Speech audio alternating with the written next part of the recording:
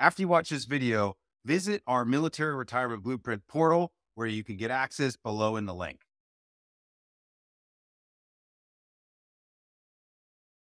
In this video, we want to talk about the main decisions you need to make while you're on the military retirement timeline and how they're going to be impactful and maybe what we could do about it to make that a little bit easier on you, help speed up the timeline, make it less stressful, because you don't want to fall into the trap that a lot of military retirees fall into. We call it the decision permission trap, because as you're coming from retirement, regardless of where you are on this timeline, you start getting hit up with all sorts of things you got to do. You got to go to the retirement brief and announce that out process. How many PowerPoint slides is that? You start going to the job hunting things, medical out processing. Each one of these things are going to have different people with different ideas on what you should be doing. You start talking to all your buddies and your colleagues that go on before you. What did you do? Then you get into the social medias and Facebook groups. You start learning how to do resumes. A lot of resources. But again, a lot of decisions. There's one important date to remember. It's the 3-year date on the SBP decision. If you do have health issues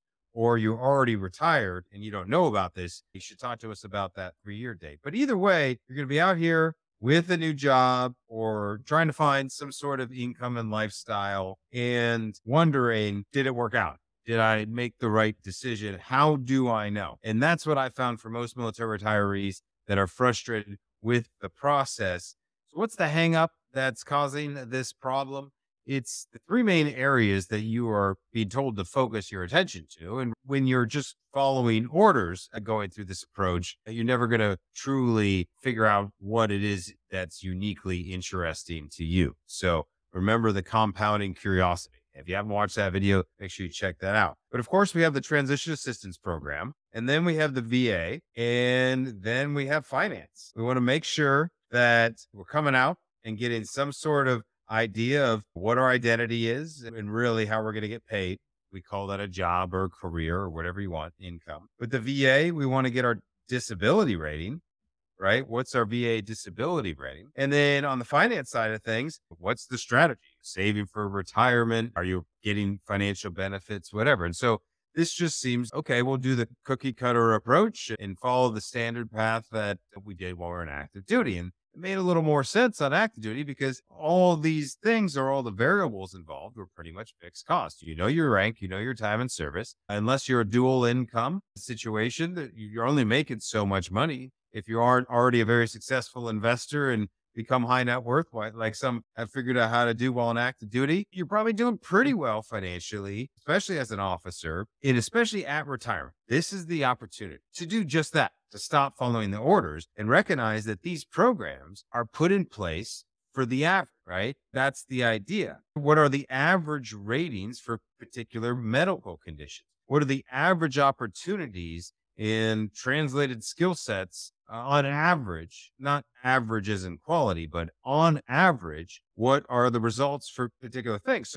And then, of course, when it comes to the finance side of things, all the strategies are typically based on the average. What is the average decision that a military retiree would make versus the best one for you? So that's all we're trying to do, is see if you should be rewarded for your health so you can maximize all these areas and not just be yet another person in a big crowd doing the same thing as everybody else. When at retirement, this is the opportunity for you to do your own thing. Now, by putting you on at the center, what are the 3 areas that we want to stay focused on to ensure that you are keeping your priorities in line? First thing is everything is about privatizing. Is there an option better than benefits? If not, good. The benefit is that it's available to you. Thank you for your service. If there's something better, can we privatize? That's the first question we're asking. Next thing we're asking, everything is about income. Time is money. Money is time. It's income. Insurance is replacing income. Your pension is replacing income.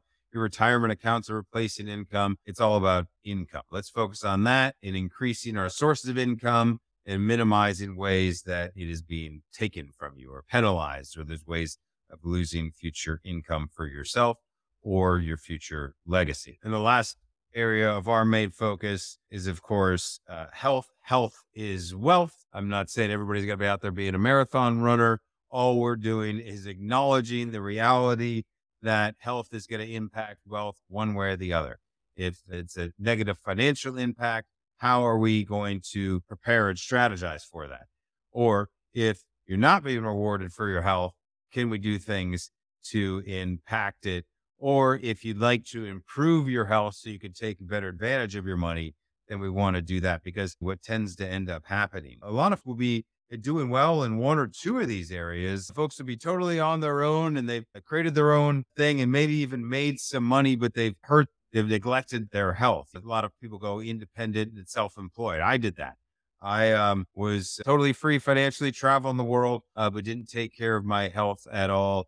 And so glad that I fixed it, was able to tie all three of those things together. Or, of course, people get really healthy. They're all into, you might be a great yoga instructor, but not necessarily making enough money. Or might be running marathons on the weekend and getting the high paying Amazon job, but still having somebody else dictating where they have to be, when they have to be there, and what they need to be wearing when they're there. And so if your goal is to break out of this, where we are excelling in strategizing around this is simply because we're focusing on three key themes. One, always increasing knowledge, but that's the trick of all experts. If you're ever going to run into somebody who's going to take advantage of you in any aspect, health, nutrition, finance, jobs, whatever, it's going to be the people who know something more than you. And so in the financial advice giving industry, the experts have to hoard their knowledge. And so that's one of the reasons we put together this whole system of portal, because I'm telling you, it ain't rocket science. It's just, do I need some insurance or do some investments or not? Most financial planning can be done on one page. So it's not that it's a scam. Some people do need to outsource some of their investments.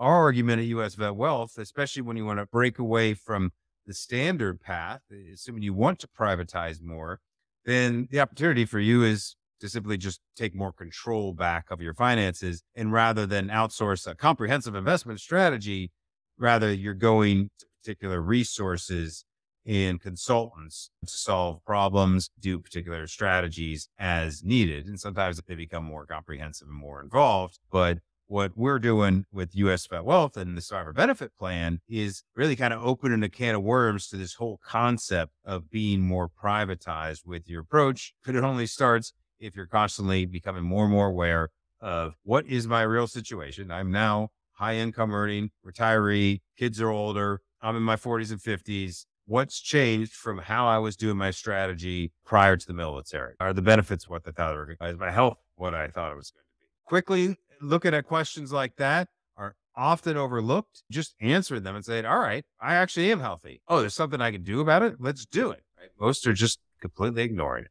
The next thing we do is, rather than being focused on goals, we focus on systems. Goals are constantly changing. We want to improve our systems as we go. We do this via A/B testing, just constantly trying to have something to compare it for. You cannot make a poor decision. All we can do is learn from it, because can't go back and change anything anyways. And so that way we're just simply moving forward. And that's our third primary theme of movement. And that's, if you've seen our logo with US VetWealth, I've kind of got the backward facing flag. That's the forward motion, like with the American flag, the soldiers wearing combat to show the forward momentum. And this is what motivated high income earners are doing in post-military life.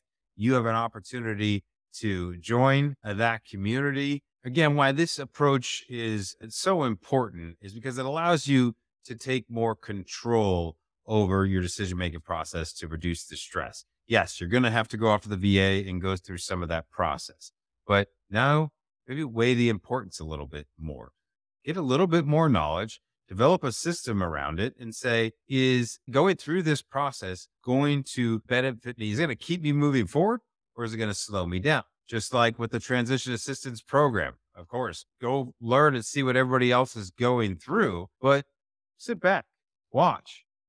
What is everybody else doing? Why are they doing that? These people offering jobs, what's in it for them? How could I make their job easier? So a lot of strategies, of course, I get into about different ways to approach transition assistance program. But again, it's right there in the word. It's about assistance. You can choose how much of it you want, but knowing it's meant for the masses. And then finally, on the financial side of things, you're probably not being rewarded for your health. You've probably got more going for you financially than you might realize.